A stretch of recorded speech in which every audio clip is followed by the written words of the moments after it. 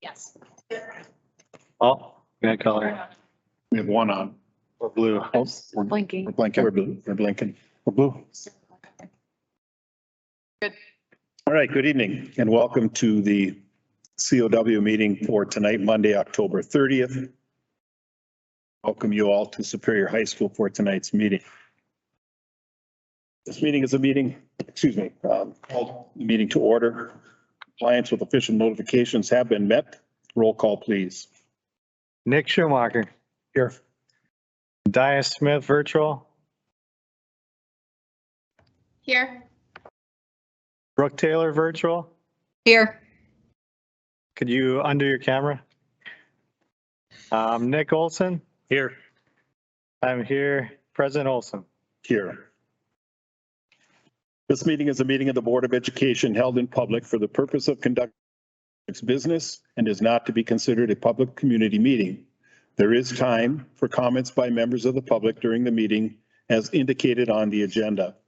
Members of the public wishing to address the board on any of the topics included on tonight's agenda may do so by signing up on a public comment sign-up sheet by the entrance prior to the start of the meeting.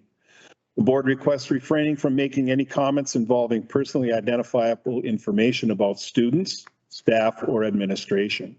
Comments should be respectful, focused on the items being considered by the board, and will be restricted to 3 minutes in length. It is my understanding that we do not have any public comment as of yet. Okay.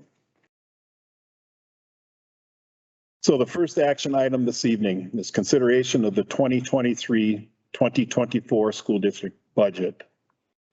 Is there a motion and a second? Motion. Second. There's a motion and a second to accept consideration of the 2023-2024 school budget, district's budget.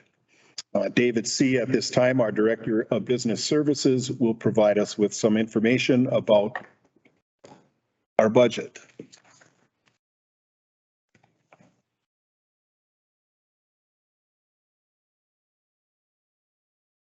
Okay, thanks. First, thanks for everybody coming to our annual budget hearing meeting. I'm just going to go over some high level stuff in regards to the budget and actually touch on the tax levy a little bit as well. So let's see if this thing works.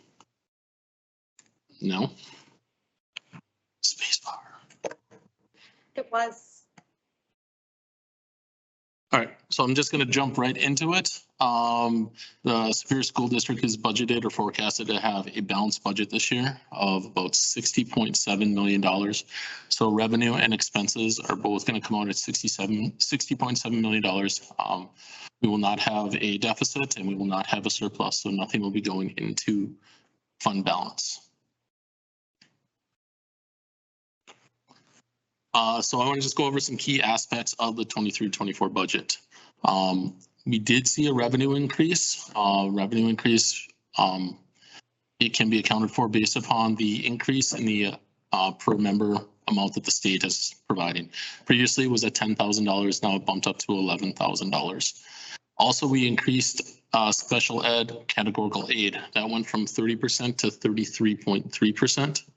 But we did not see any per pupil categorical aid. And that's something that lives outside of the revenue limit, which is the revenue limit is what provides about 70% of our revenue. So usually we get a bump in categorical aid. That did not take place this year. And then lastly, we are using up the last of our ESSER 3 federal funding. So this money has to be spent by September 30th. Otherwise you lose it. So it's a use it or lose it. So we've seen an uptick in that ESSER funding. We're going to be using that for various things, but mainly trying to do one-time purchases because it goes away at the end of this year. We don't want to get into salaries or anything like that that's going to accrue and continue over and we have to make up for it. So some key enrollment aspects of the budget. So there's two different counts that people always hear about. The one you guys are probably more familiar with are head count. So this head count last year was, this year, this third Friday count was 137 less than what we had in the 22-23 year. District enrollment, or FTE, that is the number that we use for when we're calculating the revenue limit.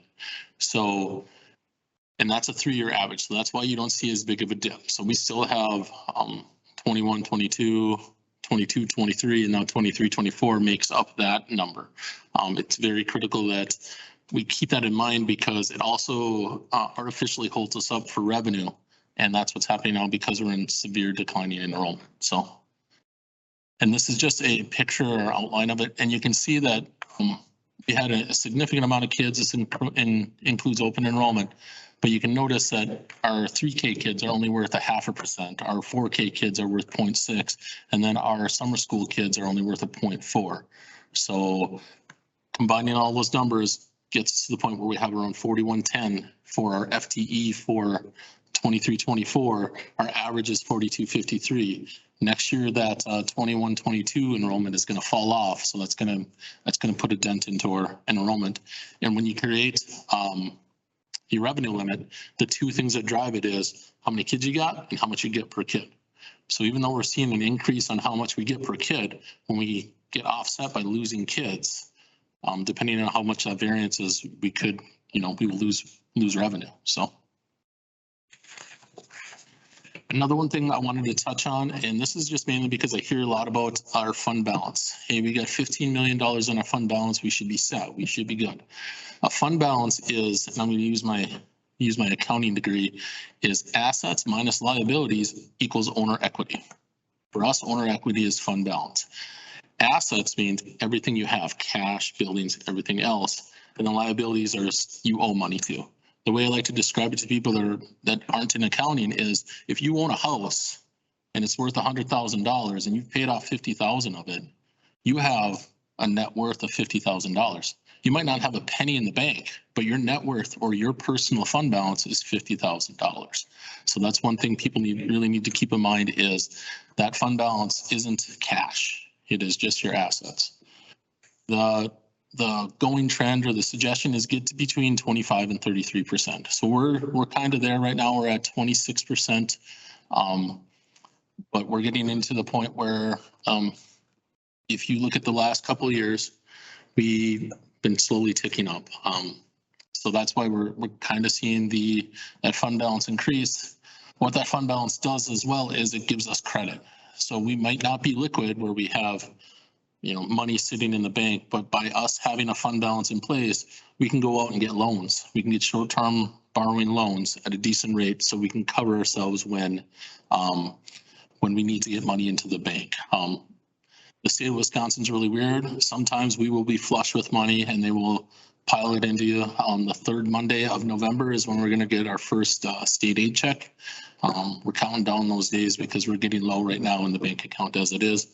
So that's why that fund balance is here. Luckily, we haven't had to use any short-term borrowing for a couple of years, but we do have that avenue. So this is our Fund 73 OPEB trust. The reason I have this in here is it's actually required that this slide is presented once a year. So what this is other employment, post-employment benefits. So this is your health insurance. When we say a teacher is going to have health insurance or any of the other benefits we provide after retirement, we need to be able to have that money. That money needs to be in place. So right now we're healthy where we're at. And we're actually having a study done. It gets done every 2 years. And this one's going to be done in December, hopefully. So this is the revenue limit worksheet. As I've been told, this is the piece of paper that will get a business manager fired.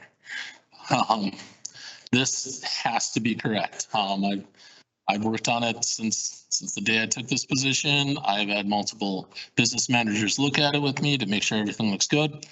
Everything I've been talking about as far as our enrollment, our per pupil amounts, it's all tied up into here. Our equalization aid, what I'll get into a little bit, and then our tax levy and all those other points. So you'll see all the funds that we have out there, 10, 21, 27, 38, 39, 41, 80. Those are all tied in here because there's a give and take.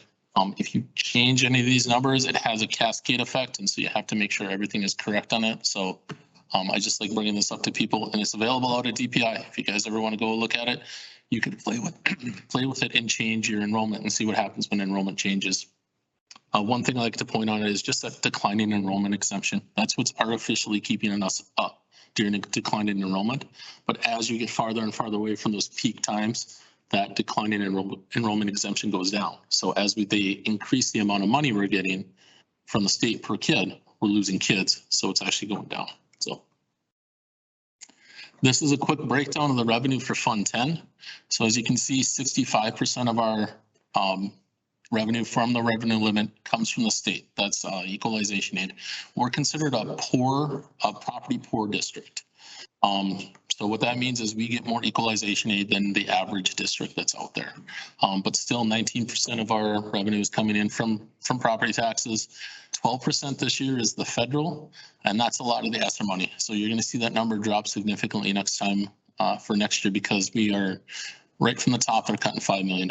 So, and then you have your local sources, which are, teams, ticket sales, things like that, gifts and contributions, other stuff. And then you have the 1% that doesn't really fit into a bucket, which is immaterial. So. And then a breakdown of our expenses for Fund 10. So the big thing I always point out and I talk to people about is, where does our money go? Where are we spending our money? As you can see in this, 50% of our expenses are salary, 18% benefits. So that right there is 58% or 68% is going to salary and benefits. What this graph doesn't show is if you look at that transfer to Fund 27, that's another 11%. A majority of that is salary and benefits for the SPED staff. So we're looking at 75 and above % going of all our money is just going right to salaries. And so it doesn't give you a lot of wiggle room. Our next highest is purchase service. That's utilities, building maintenance, our contracted roads for some of the transportation we have and things like that. So now I just want to touch on the tax levy. So the estimated mill rate for this year is going to be 6.24. That's down 54 cents from last year. But that number is down, but our overall tax levy is increased. The reason that happened is the state comes in and tells you how much our property is worth. The townships do not. So the state has come down and said, your property values have gone up by 17%. What that means is they're going to now take our tax levy and we have to break it down by townships. The townships, majority of them, I don't know if any actually, they don't use the state's amount. So the state might come back and say, my house is worth $100,000. The township might come in and say, well, your house is only worth $50,000. The long story behind the reason of that is many years ago, townships were playing games and they would undervalue all their homes. So say, for example, you had Oakland and they undervalued their home. Parkland did a normal valuation of their homes. Parkland would then end up taking on all the tax levy, while Oakland would sit there with a minimal amount. Once the state seen them doing that, they stopped that from doing it. In theory, what the mill rate is supposed to mean is $6.24 is for every $1,000 your home is worth, you're paying $6.24 in tax. So. Like I said, the overall levy went up. It's going to be at $21.3 million. That's a $1.62 million increase from last year, 8.24%. So the reason there's that increase is the state was very proud of the fact that they bumped up our low revenue ceiling by $1,000 or 10%. And then they came back and increased our aid by 4.5%. That means the rest of that state aid did not cover is in the backs of our taxpayers. So that's why you're seeing that increase. But one thing they did do is they increased the school tax levy credit. And that is, it's a little box in the lower left-hand corner when you get your tax bill. It's directly related to public education, the tax levy for us, but it's kind of hidden in there. Kind of the reason I think that happened is that credit is really going to help people that have more expensive homes. So this actually helps more affluent districts. Other districts are going to get a lot more money because their property is worth more, so they're going to get better credits. But of that 21.3, we can look between, depending on who you agree with on the estimate, 600 at a minimum up to $800,000 in a tax levy credit that's coming into the township. So actuality, we're looking at below $21 million. Then if you take those numbers into consideration as well, we don't see such a large increase on that 1.62. It'd be a good thing to know in case anybody asks you, because it's not being publicized. It's kind of not being talked about much, and it's just recently got rolled out to the districts a couple of weeks ago saying, hey, this is a good talking point to have. So maybe something good for the board to be aware of. So, and then, like I said, state equalization aid increased 1.5 million. So 4.5% higher than last year. So in conclusion, the biggest thing, we are forecasting a balanced budget of 60.7 million. The revenue increase due to federal ESSER funds and an increase in the revenue limit ceiling. Expenses increased due to that salary increase we had last year. One-time purchases, which are being used for that ESSER money, and also inflation. Inflation in 2022 was 8%. So we're going to, we're just like everybody else, we're going to hit that. One small thing too to remember is even a minor change that even our employees might see as minor has huge ramifications, because I was surprised when I was going through the budget, and the HSA contribution that we increased was $250,000. That's how much that hit the budget, our bottom line. So it is, it's great for the employees, but it does have a huge ramification where somebody says, well, it's just, just $1,000. It may give you an extra $1,000. 250 people do that. It's an extra $250,000. So, like I said, the tax mill dropped to 6.24. Tax levy increased to 21.7. And tax levies will be certified and mailed by Friday. We have to have them certified by November 1st, and then they have to be in the mail and certified mail to all the townships by Friday. So once those are all done, we are going to start work on the budget for 24-25 on Wednesday, because I'm taking tomorrow off. So, any questions?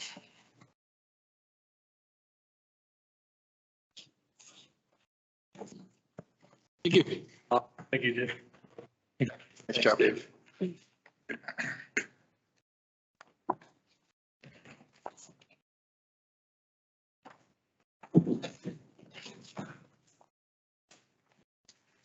Any discussion?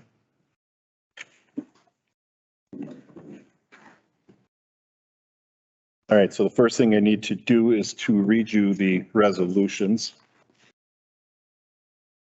First resolution, the 2023-2024 budget. Be it resolved that the general fund, including state and federal grants of the 2023-2024 budget of the School District of Superior, County of Douglas, State of Wisconsin, is established in the anticipated sums of $60,732,891 for revenues and $60,732,891 for expenditures. Be it further resolved that such expenditures be as set forth in the expenditure budget booklet dated October 30, 2023 of the School District of Superior's 2023-2024 budget information booklet, which pages are incorporated herein by reference. Be it further resolved that the prior service liability of the 2023-2024 budget of the School District of Superior, County of Douglas, State of Wisconsin, is established in the sums of $688,865 for revenue and $688,865 for expenditures. Be it further resolved that the debt service fund of the 2023-24 budget of the School District of Superior, County of Douglas, State of Wisconsin, is established in the sums of $8,914,550 for revenues and $6,414,550 for expenditures. Be it further resolved that the Community Education Fund of the 2023-2024 budget of the School District of Superior, County of Douglas, State of Wisconsin, is established in the sums of $150,000 for revenues and $150,000 for expenditures. Be it further resolved that the Food Service Fund of the 2023-2024 budget of the School District of Superior, County of Douglas, State of Wisconsin, is established in the anticipated sums of $2,997,291 for revenue and $3,413,688 for expenditures. Be it further resolved that the 2023-2024 budget as approved be distributed to the proper official of the towns, villages, and city comprising the School District of Superior. Approved by the Board of Education of the School District of Superior this 30th day of October 2023. All those in favor signify by saying aye. Aye. Opposed? Motion carries. Mr. Gallagher, you and I will sign this at the end of the meeting.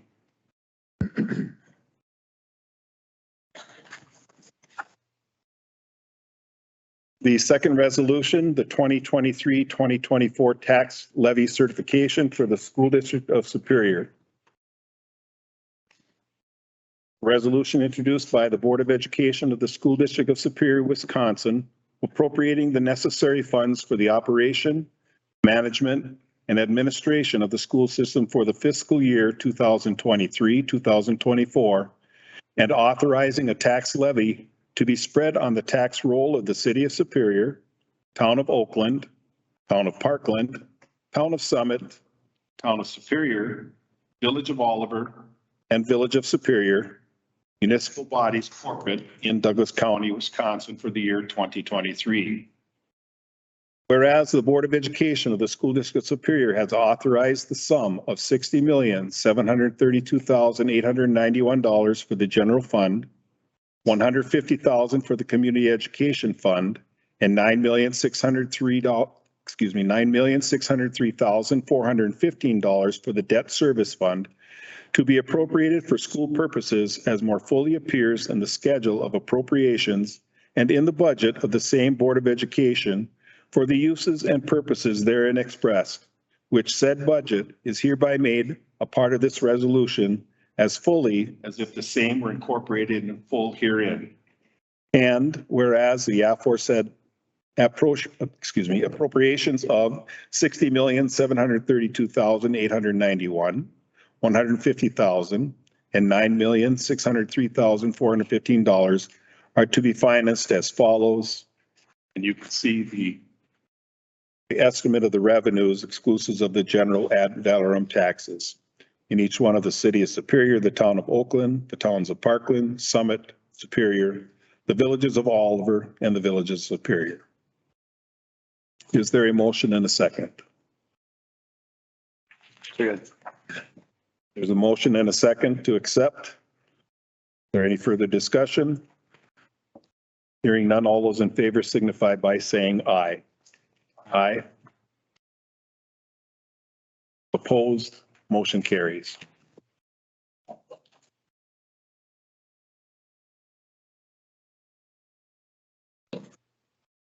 Right.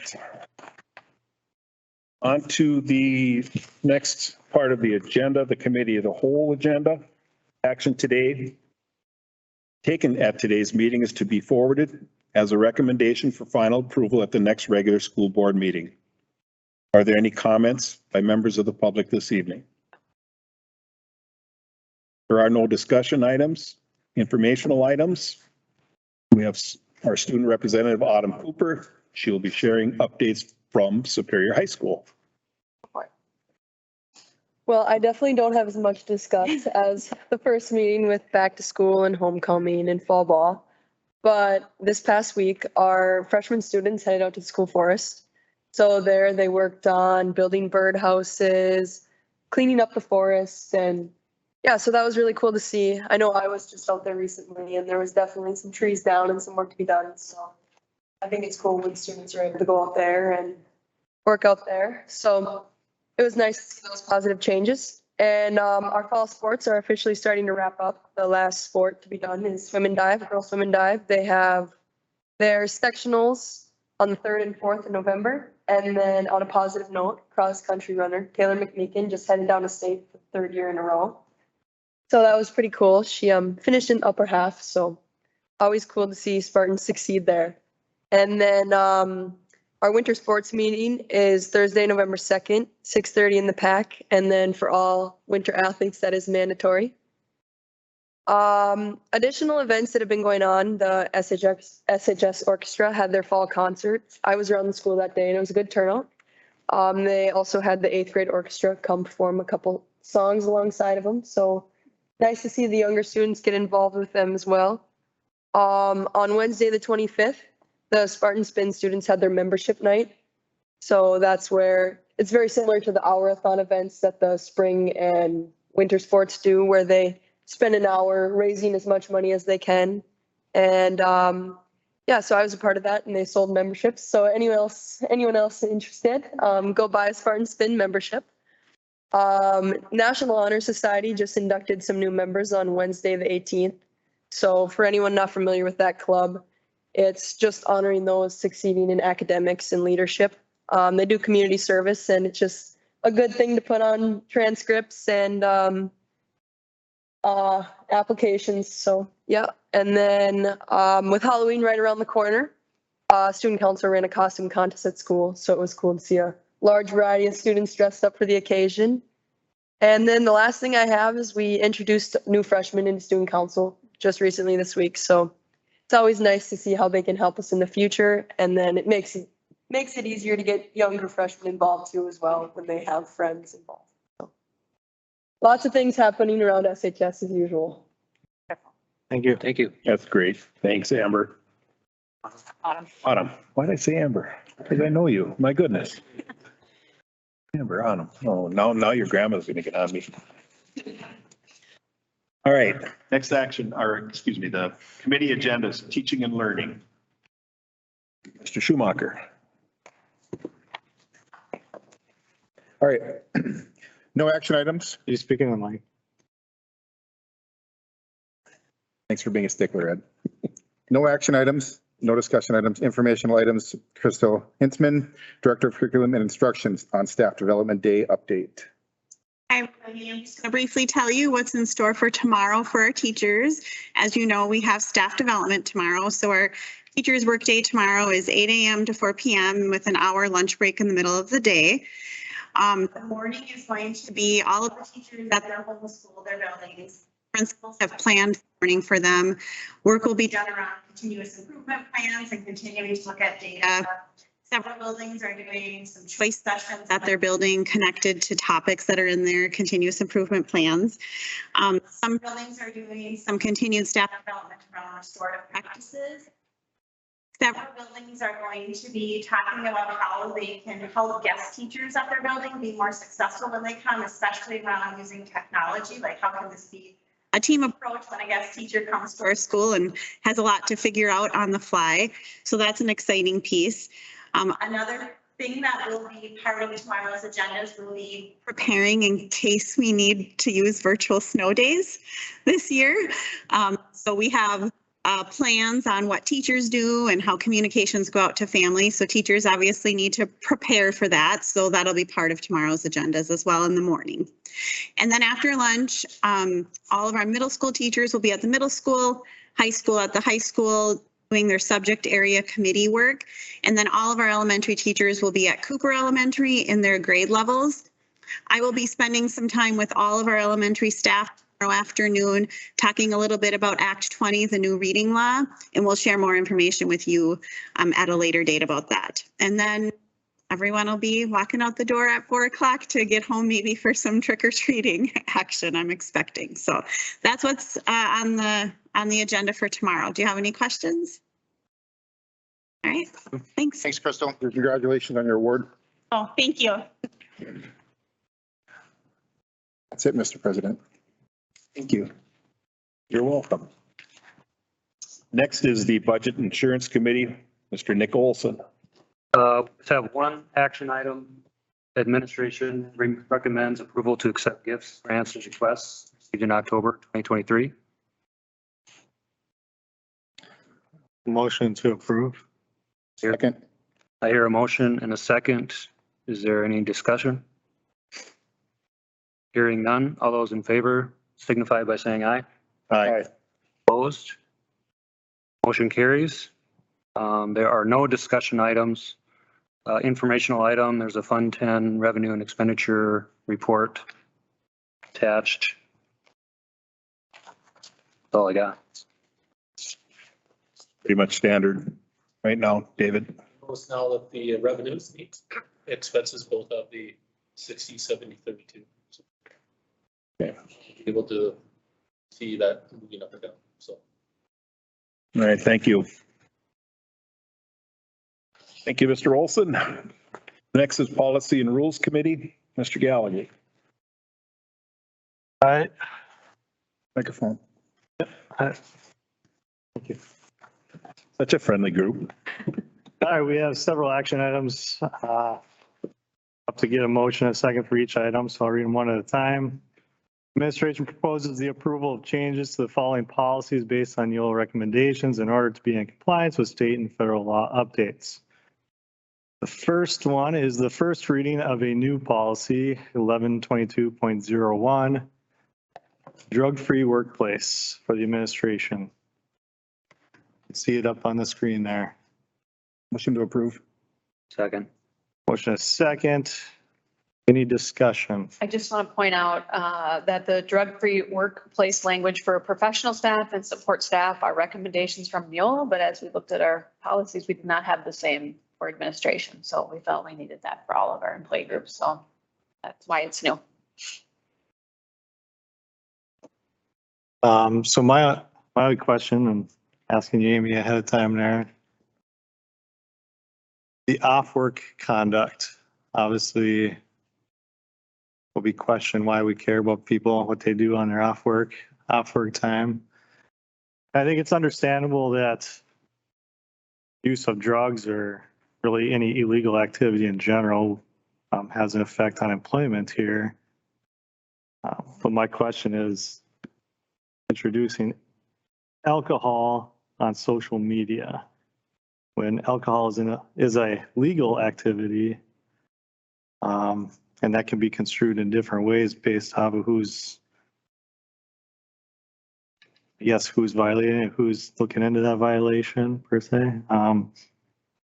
So I guess I'm just wondering and want opinions from the rest of the board is if legal activity should be included in the off-work conduct of what we're putting on social media or not, I guess.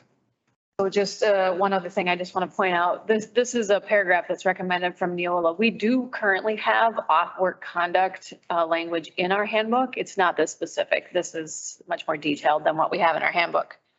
Molly, do you have anything you want to add regarding this language? Okay. So yeah, I think we want to know if the board is comfortable with this language or would like to see any adjustments. I guess if it were me,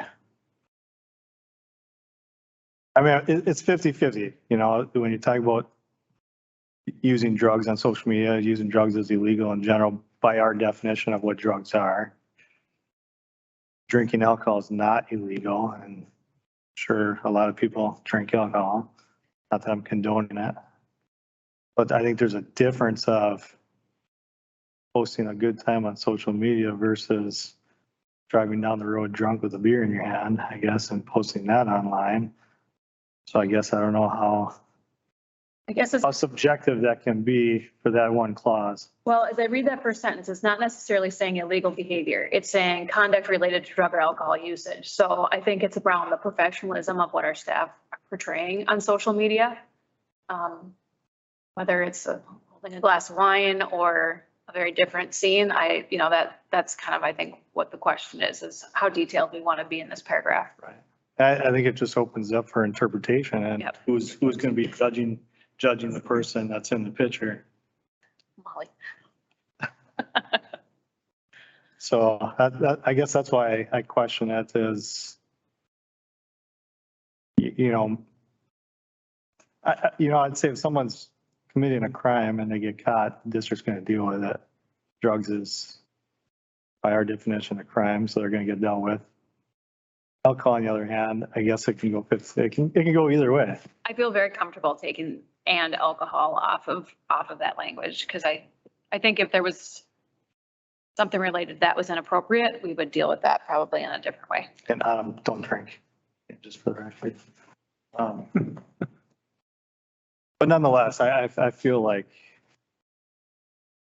that's trying a little bit too much. Does the rest of the board feel we should remove those two words and alcohol?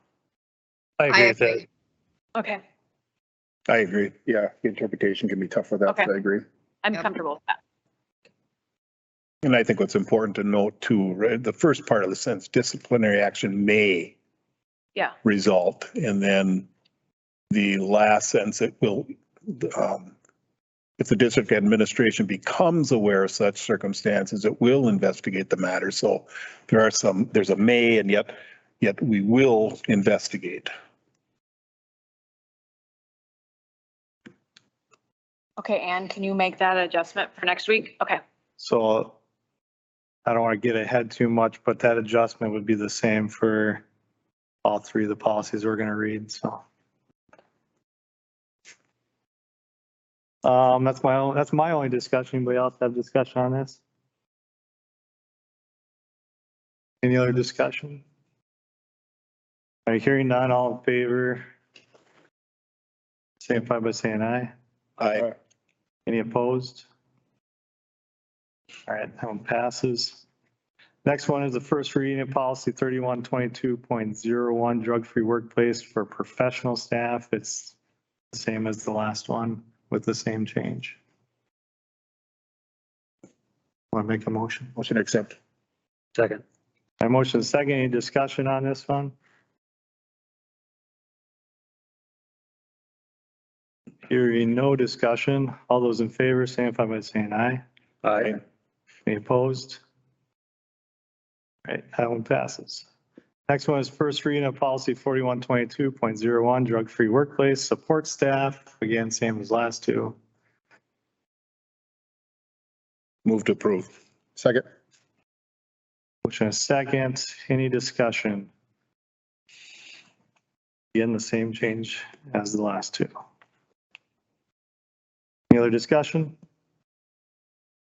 All those in favor signify by saying aye. Aye. Any opposed? All right, that one passes. Next one is the first reading of policy 3160, physical examination for the professional staff category. Move to approve. Second. We have a motion and a second. Any discussion? the only thing I just want to add to this is we did approve the same changes in the admin employee group back in September, so this is consistent with those changes you've already made. Any other discussion? Hearing no discussion. All those in favor signify by saying aye. Aye. Any opposed? Now passes. Next one is the first reading of policy 4160, physical examination, the support staff category. Move to approve. Second. Motion has second. Any discussion on this one?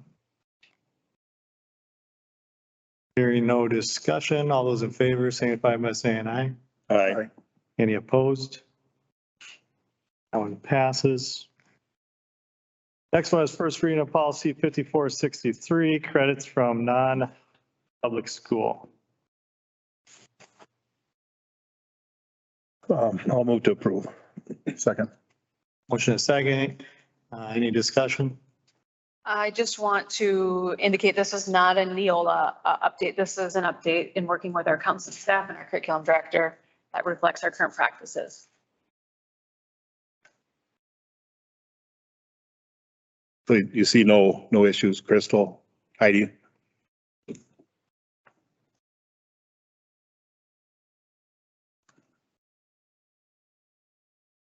Any other discussion? Hearing no discussion, all those in favor signify by saying aye. Aye. Any opposed? Passes. All right, the next one is consideration of resolution 23-08, requirement of nomination papers for school board positions. Motion to approve. Second. A motion and a second, and I'll read. since Steve's going to be reading this. I'll read that. Resolution 23-08, requirement of nomination papers, school board positions. Board whereas the requirement of nomination papers can serve as a democratic means of screening candidates for school board positions, and whereas the number of signatures required on nomination papers should be restricted to not deter any legitimate candidates, be it resolved that a candidate for the Board of Education in the School District of Superior must circulate nomination papers. Be it further resolved that the number of signatures on these nomination papers must be at least 20 and not more than 100 certified voters who are residents of the school district. And we do this every time this time of year. All right, that's the resolution. Anybody have any discussion on it?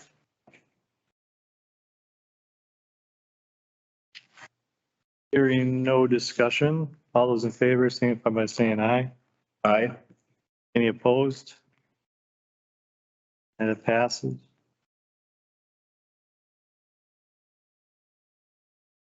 The next item is to determine the next steps for school board vacancy. We have motion. Motion to accept. Second. A motion is second, discussion. Go ahead. Oh, sorry. So this follows our policy that we created a month or two ago, maybe. We added 142.5, which I don't know if this is the right time to say this, but the policy on line needs to be updated to what we agreed on. We've submitted those to Neola. They can update those. Okay. So filling board vacancy, appointment by the board to fill vacancy shall be by the members of the remaining board consistent by bylaw 162, quorum by bylaw 167.1, voting. All votes shall be recorded, preserved, and open to public inspection to the extent prescribed in Chapter 19 Wisconsin stats. Secret ballots may only be used when board members are elected officers. So we changed this down to two options. Number one is the board shall seek qualified interested candidates from the community through news, media, word of mouth contacts with appropriate organizations. And then there's some standards of how we pick that person. Or option number two would be the board may choose not to fill the vacant position when the vacancy occurs in the third year of the current board member's term, which is where we're at now. So. Okay, so I want to offer some context to this. So we've had 3 board openings this year, but if you remember back in the spring of the year when our first board member, Mr. Meyer, had to step down, we had a process in place where we agreed as a board that we would nominate a person for that position. And we did so. And Diana Smith was the person that filled that position. The second time around was Mr. Stupak's position. We had some discussion. I had discussions with each one of the board members at the time, whether or not they wanted to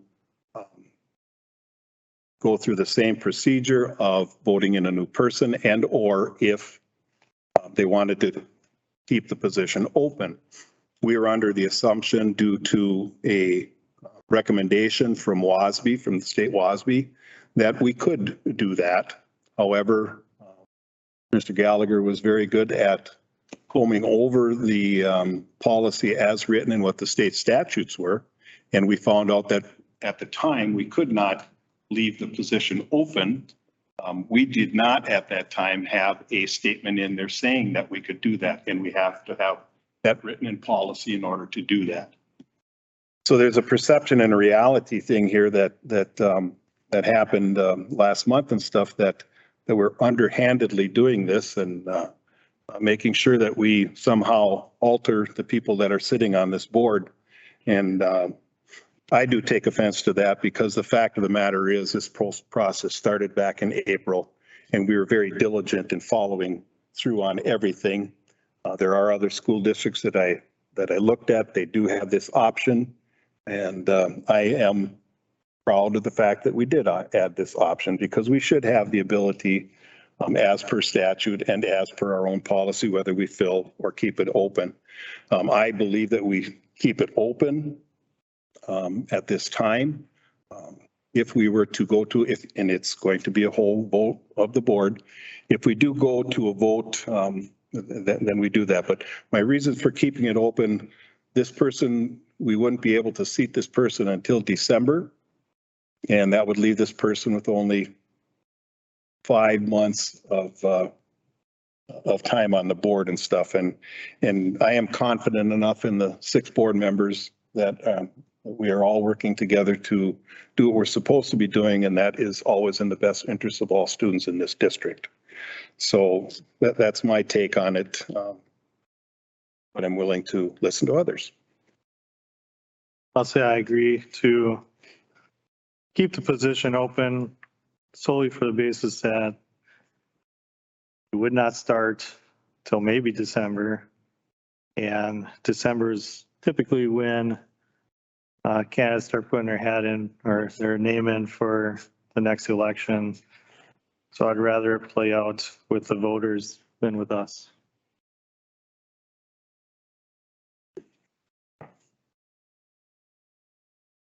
But I do think either way, whatever we do, have to vote on one option or the next. I'd recommend somebody makes a motion. So I'll make a motion that the board does not fill the vacant position and we keep it open for the remainder of the term. Second. So we have the motion and we have a second. Discussion. Diana and Brooke, are you able to vote? Yep, I agree. Hang on a second. We'll call for the vote. Diana, are you there to vote? I am here, yes. So you just want to go down the list and take a voice We vote? can take a roll call vote. All right, we'll start with Nick Schumacher, Yes. Diana Smith, Yes, agree to keep it open. Brooke Taylor, Aye. Nick Olson. Yes. I'm a yes to keep it open. President Olson. Aye. All right, with that, everybody voted to keep the position open, so that's what we'll do. Moving on. Next action item is the reorganization of the school board. As a result of the vacancy, we do have the vice president position open on the board and we need to fill it. So I nominate Ed Gallagher as the vice president. Second. there's a motion and a second. Any discussion? Are there any other nominations? Are there any other nominations? You can call for the vote now. All right. Just a roll call. All right. So a motion is for myself to be vice president, and we'll do a roll call vote, starting with Nick Schumacher, Yes. Diana Smith, Yes. Brooke Taylor, Aye. Nick Olson, Yes. skip myself, President Olson. Aye. All right, then that passes. Thank you. Congratulations, I think. I might take that back once Steve is absent, huh? All right, that's it for action items. The next one, though, is the determination of an officer. So I need to ask you, as the vice president, are you willing to still serve as clerk? Yes, I am. Okay. Probably no discussion item then. All right. That concludes your action items. I have no discussion items. I have one informational item. Informational item is the Douglas County Truancy Committee will be convening on November 1st, 2023, which I think is Wednesday. Wisconsin State Statute 118-162 mandates that at least once every 4 years, the school district administrator of the district which contains the county seat shall convene a committee to review and make recommendations to the school boards of all the school districts in the county on revisions to the school district truancy plans. And to add on to that, I believe the committee would then send those plans to the school board to either adopt them or not, or. Yeah, we'll compile the report and then the 3 school districts will bring that back to their school boards. And is there any other matters for this committee? None? All right, that's concluded. Thank you. Next is the Personnel Negotiations Committee. Brooke Taylor. All right, I have 2 action items, no discussion items, and no informational items. The first action item is administration recommends approval of the November 2023 new hires and separations report. Move to approve. Second. I have a motion and a second. Is there any discussion? Hearing none, all those in favor, please signify by saying aye. Aye. All opposed? Motion carries. The second action item is administration recommends releasing Phoebe Schnabel, special education teacher at LSE, from her 23-24 school year contract per her request effective October 30th, 2023, with the liquidated damages provision enforced. Move to approve. Second. I have a motion and a second. Is there any discussion? I just want to reiterate that our recommendation to implement the liquidated damages is the reason for leaving doesn't meet the reasons that the board has typically waived those before. Molly, do you have anything you want to add to that? Okay. All right, any further discussion? All right, hearing none, all those in favor, please signify by saying aye. Aye. All opposed? Motion carries. That ends my report, Mr. President. Thank you, Brooke. The next is the Legislative Committee, and I'll take that for Diana. For no action items, no discussion items, informational items, DPI releases figures on the 2023-24 general aid, school aids. The Wisconsin Department of Public Instruction posted state general school aids that school districts will receive during the current school year. The information published includes certified general school aid amounts for each school district, as well as 2023-24 student enrollment numbers for independent charter schools and private schools participating in state parental choice programs. The enrollment numbers are used to determine the dollar amounts to be deducted or withheld from school districts' aid payments to fund state parental choice programs. And you can read the full article by clicking the link that is in the meeting minutes. And there are no other matters to be brought before the committee at this time. With that, some reminders. We have a few important meeting dates coming up. Our next regular board meeting is scheduled for next Monday, right here at the PAC, Monday, November 6th at 5 o'clock. We will be having a special board meeting on Tuesday, November 7th at 5 o'clock at the board office, allowing the current board members to have some discussion about the boundary situation. The final big meeting of the month of November is the community meeting, November 13th at 5 o'clock here at the PAC. We welcome everybody and to attend these meetings if they're able to. One other one that's not on here, but have been in conversation. We approved a resolution about board positions. Superintendent Starzecki and I have talked about the November 27th date to open it up to candidates that may want to meet with us to discuss what it is about being a school board member and giving them some insight as to some of the responsibilities and duties of that position. And some of the requirements around the campaign, just so you know. Okay. So with that, this meeting is adjourned. We'll see you next Monday night. All right. I did. I was gonna put them on. Idea? Williams. Was it?